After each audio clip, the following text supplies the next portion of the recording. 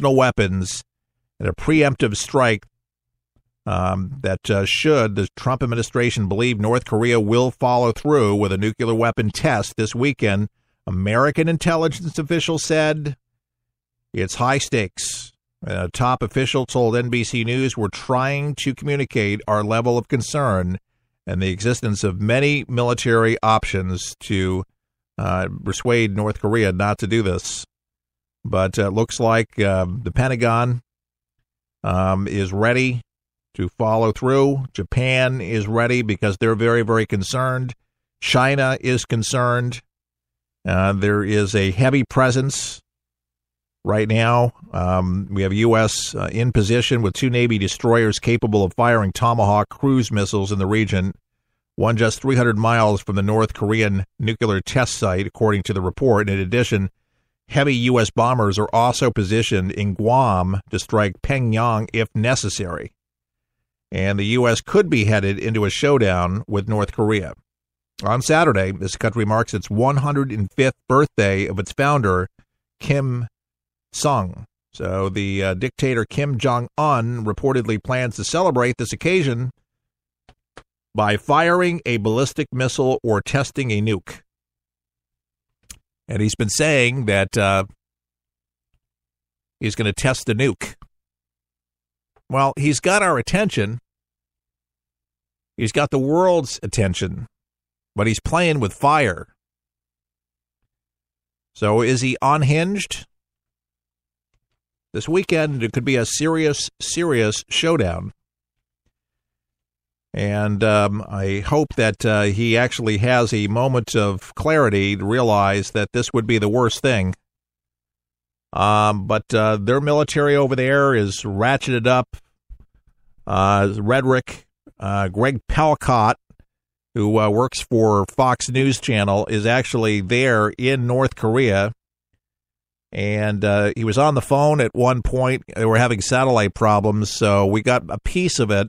But you'll hear a diplomat say what he's going to say, and you'll understand when you hear it, what he meant by it. Korean officials that they will confront what they call reckless U.S. military maneuvers with a preemptive strike, and they have a powerful nuclear deterrent. Here's a bit more of what he had to say. We are taking into account the most aggressive and dangerous option that the U.S. might come up with. And we have also got our options, our countermeasures ready in our hands, which means we'll go to war if they choose. As the people of Pyongyang get ready to mark that anniversary tomorrow of the birthday of the country's founder, there have been other reports that North Korea could detonate another nuclear device. The word from that North Korean official, that will happen at the time and the place of the government's choosing. Finally, as we watch North Korean military officials, officers, pay their respects at the birthplace of the North Korean founder just outside of Pyongyang today, we also heard that official say that President Trump is the one making all the trouble, and they say that his vicious and aggressive provocations, that of his administration, are causing the problem. Listen to a few provocative words we got from one North Korean officer.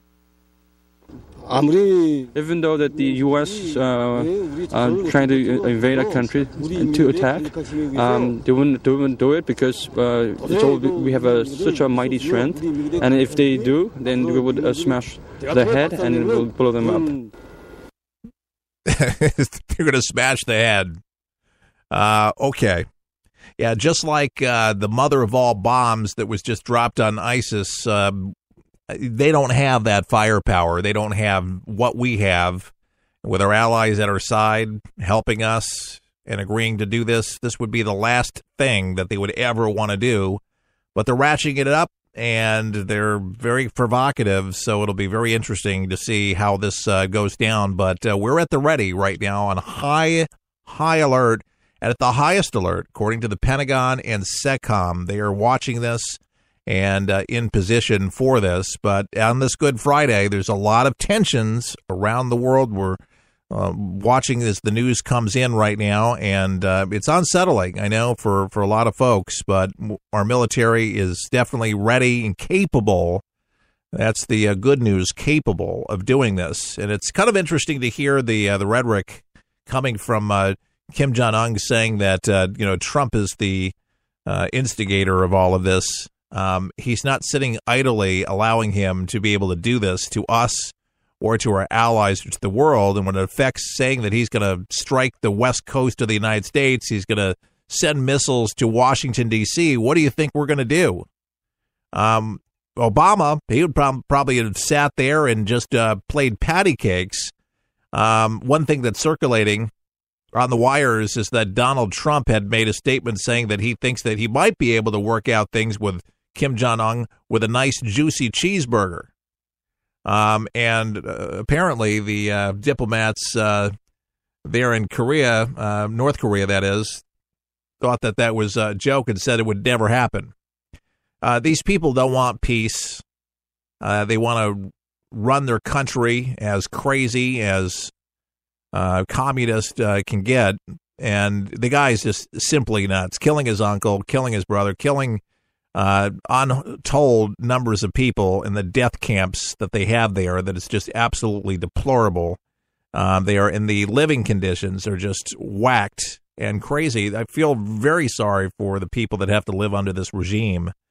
But it's the government there that is wacky, and I just don't see any peaceful solution long term with Kim Jong-un or any of the people that subscribe to the way of doing business over there. And what makes this most dangerous is their provocation with the missiles and with putting sarin gas and being capable of producing that and then launching that into South Korea, for instance, Japan, China. Who knows? I mean, you try long enough, hard enough, and all these tests have been going on during the Obama administration, and we just, I told them, they keep it up. They need to stop with what they're doing because the world's just not going to sit by. And they did sit by. They didn't do anything. Just like I'd like to say, and I have to say this, the worthless UN. I just don't know what's good. We get a double veto vote from Russia, and then now we can't condemn Syria. That just angers me. I mean, seriously, all the money, all the time, all the effort, all the energy, what good is the UN when you get that one vote, and now we can't go on, we can't go forward, going after this creep who says that these kids were actors on film. The kids were gagging with gas, fighting for their lives, dying. It was all staged. Bashar Assad. Lovely. Cute stuff. But definitely in a very vicarious position this Good Friday. I think we should certainly pray for our military, pray for peace on earth. The prayer that we say during Christmas, a lot of us. It is a very tough time, but a lot of the stuff that's happening is because of our failed policies under the Obama administration, under the Bush administration, not dealing with people the way that we should have, sweeping things under the carpet, having these chats, and meanwhile, like the Iranians, so-called deals, but yet they're still ambitious, still developing these deadly weapons, these weapons of mass destruction, which they can't handle what they're doing. It's because of the rhetoric, the stuff that they throw out. Great example, the rhetoric that the Ayatollahs throw out daily and to their children, how they bring them up, that we're the infidels, death to America. And they fund terrorism. They're one of the most leading sponsors of terrorism around the world. Iran. And they're in the mix of all of this. Lovely. And we empowered them even more. The U.S. government gave them billions of friggin' dollars. Doesn't that give you the warm fuzzies? Thank you, Barack Hussein Obama. You enjoy your Good Friday. Enjoy it. Unbelievable. To allow this to happen and allow them to control it and wonder why there's such a quagmire in Syria. Think about it. What do you think Iran's doing? That's why we got problems. And then Russia's cozy up with the Ayatollahs. They just love them long time because they're able to make all kinds of money because Russia's really broke.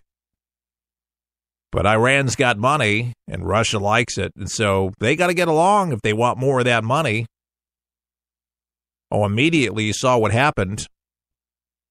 Iran said, oh, Russia's got technology. Let's go ahead and let's put some of those batteries up here.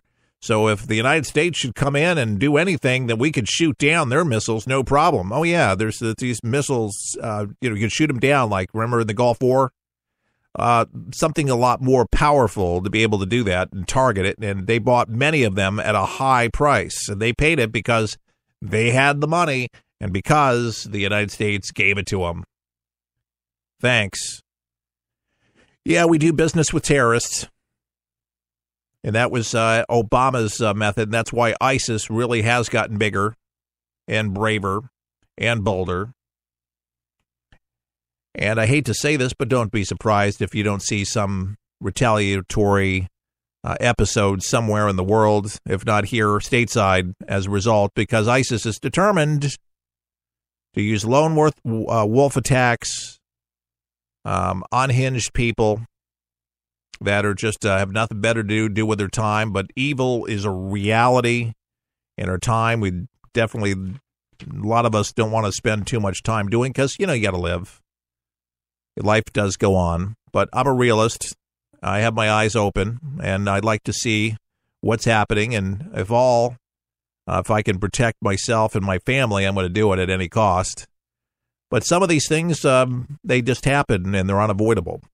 So I say not to live in fear.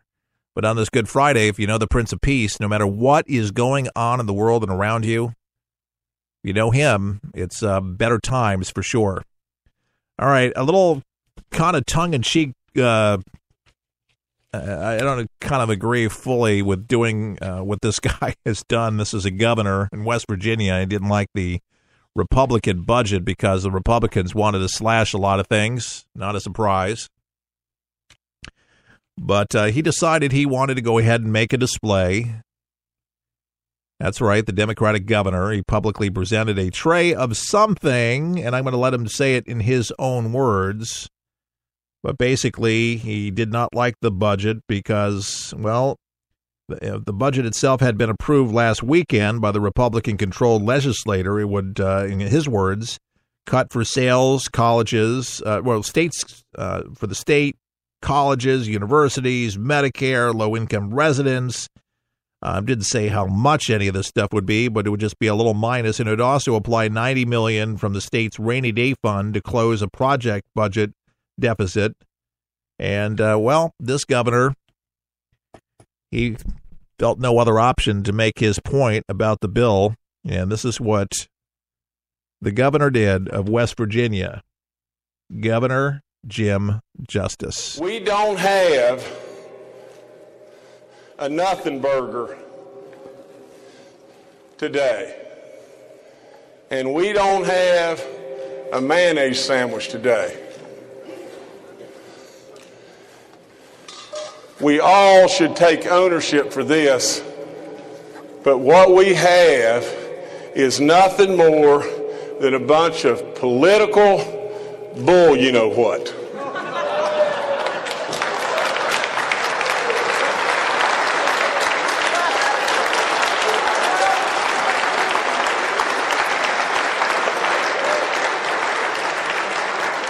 And for that very reason, I'm signing my veto on the budget bill. This really happened, by the way. This really happened. I'm not even kidding. That's right. You heard it. West Virginia Governor Jim Justice served up some bull dung and let everybody know that he didn't like this bill. And he opened up that lid. And the lid on the third tray, and what you had there is, you know what? And there it is, literal bull dung.